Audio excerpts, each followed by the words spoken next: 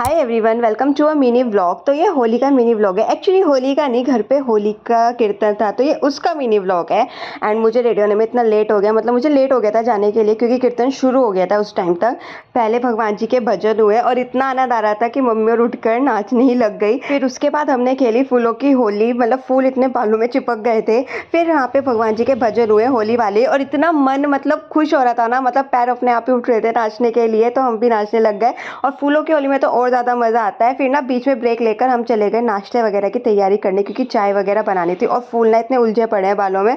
बस राघव, मैं और अमीशा लग गए, पर इतनी सारी चाय बननी थी कि हमें ना चाय को 2 जगह डिवाइड करना पड़ा, कढ़ाई में ही बनानी पड़ी और भिगोने में भी।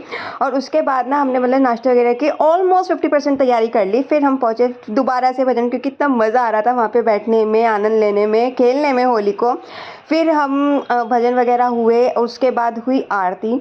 फिर भगवान जी की मतलब गुलाल से भी खेली हमने होली, पर वो बाद में खेली। फिर ना सबको नाश्ता वगैरह करने के बाद हम बैठ गए भाई नाश्ता करने के लिए, क्योंकि हमें ना भूख लग रही थी बहुत ज़्यादा वाली। हमने सोचा सबने खा लिया, अब हम निपटाएंगे सारा नाश्ता, तो हमने नाश्ता वगैरह करा।